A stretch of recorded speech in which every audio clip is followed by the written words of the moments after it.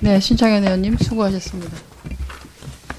저도 질의를 좀 해보도록 하겠습니다. 앞서 여러 의원님들께서 질의를 좀 해주셨는데요. 좀 이상돈 의원님이 말씀하셨던 그 직업훈련 중에서 공공직업훈련 관련 인프라를 전반적으로 재검토하고 다시 재설계하는 부분은 아주 큰 국가적 숙제일 수 있습니다. 그래서 제대로 재검토하셔서 재설계를 해서 실질적으로 일자리와 관련된 미스매치가 나이가 든 사람이건 또는 처음으로 취업 시장에 뛰어드는 청년이건 간에 부족함이 없이 잘 적재적소에 위치가 될 수 있도록 재설계해 주시기 바랍니다. 그리고 청년 일자리 대책 최근에 발표하신 거는 2007년부터 제 1차 저출산 종합계획이 실시된 이후에 2차까지 해서 10년 동안 퍼부었던 돈이 80조라고 했었습니다. 그 80조에 대한 분석을 국책연구기관에서 분석을 했었는데 그에 나왔던 결과 중에 가장 문제시됐던 것이 이거였습니다.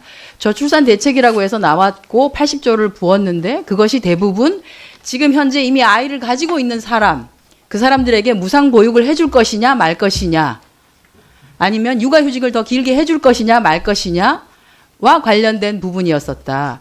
실제로 문제가 되는 것은 무엇이냐 하면 일자리 정책이 오히려 더 주요해야 하고 청년들이 최소한의 첫 직장을 마련한 다음에 원하는 것은 5년 동안에 내 일자리가 안정되게 유지되었으면 좋겠다라고 하는 것인데 그에 대한 예산은 전혀 투입이 되긴 했는데 2조 얼마 정도, 80조 중에서 그 정도밖에 되지 않았습니다. 그래서 실제로는 저출산 대책의 상당 부분은 일자리 정책이어야 하고 그것도 처음으로 취업시장에 뛰어드는 청년들을 중심으로 한 것이 되어야지만이 그 청년들이 안정된 일자리를 통해서 결혼을 할 수도 있겠구나, 내 집 마련도 할 수 있겠구나, 그러면 아이를 가져야지, 이게 되는데 지금까지 저출산 대책이 그런 부분에서 많이 부족했다. 그래서 이번에 투입하는 청년 일자리 대책이 제3차 저출산 계획의 일환으로서 적극적으로 사실은 같이 반영될 수 있도록 해주시기를 바라겠습니다. 그리고 우리 일자리 안정자금의 경우에도 실제 우리가 이제 잘 카운트하지 못했던, 잘 제대로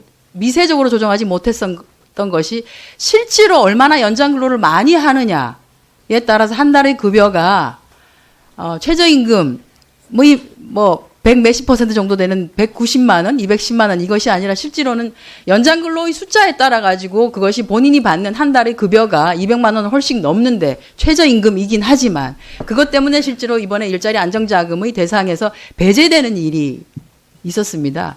그건 어찌 보면 우리가 이제 연장 근로가 얼마나 현장에서 만연한 건지에 대한 것을 제대로 반영하지 못한 일자리 안정자금 대책이었다. 그래서 이런 것들은 그 이후에라도 과로한 장시간 노동을 통해서 급여를 더 많이 받아가는 것이 정상적인 급여는 아니므로 이것이 최소한의 우리가 법적으로 정한 법적인 노동시간 내에서 받아가는 금액이 그 해당 금액 이내라고 하면은 일자리 안정자금이 지원될 수 있게끔 보완을 하는 것은 필요하다고 봐집니다.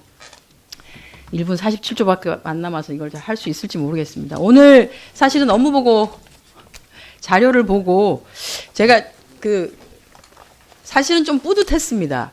그간 지난 몇 년 동안 봐왔던 업무보고 자료의 대부분은 단협을 어떻게 뜯어 고치겠다, 노조를 잡아서 어떻게 일자리를 만들겠다라고 하는 것에만 치중되어 있었던 데 반해서 이번 업무보고 계획이 굉장히 여러 부분에 있어서 그동안 부족했던 부분들을 촘촘하게 많이 채우시기도 했고 실제로 굉장히 많은 일이 여기 들어가 있습니다.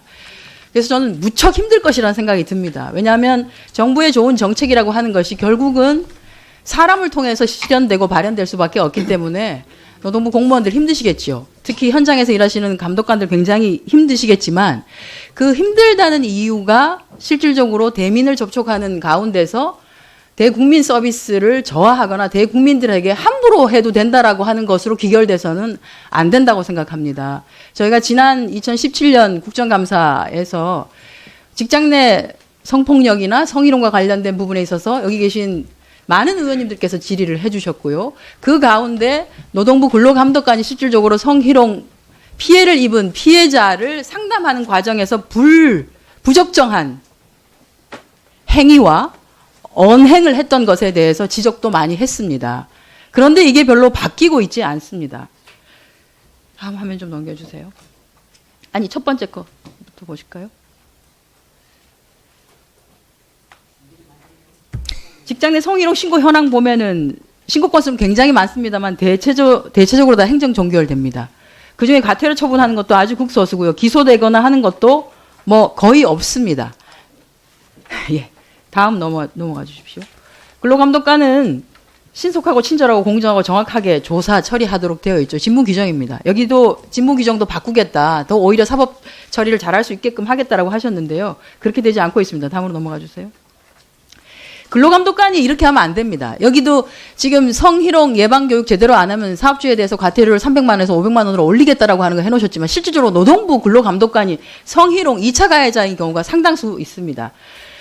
가해자가 있고 피해자가 가서 제 팔에다가요 옷을 이렇게 들으라 그래가지고 펜으로 이렇게 오선지를 그려서 거기에다가 그림을 그리고 무슨 낙서를 하고 하는 것 이런 것들이 그냥 감독관은 습관이다 그거 친밀감의 표시다. 그리고 때리고 하는 것은 의식적으로 하는 것이 아니라 무의식적으로 그렇게 하는 거다. 폭력이 아니라 그냥 친밀감의 표시다라고 얘기합니다. 이렇게 얘기합니다. 이거는 가해자가 하는 얘기하고 똑같은 얘기예요. 이게 서울 서부지청에서 있었고 지난해 근로감독관이 문제가 있다라고 문제 제기를 했었고 이정미 의원님께서 내부적으로 조사를 했습니다만 여전히 이 사람이 조사를 하고 있습니다. 조사가 잘 안 됩니다. 그리고 이 감독관은 피해자에 그렇게 얘기합니다. 왜 조사가 잘 진행이 안 되는지는 아시잖아요.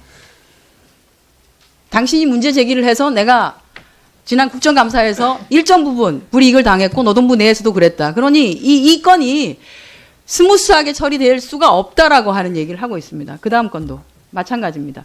이것도 서울입니다. 나라면 문제를 이렇게 해결하지 않을 것이다. STX 성희롱 관련한 건인데요. 지금 이 발언은 근로감독관이 한 발언입니다.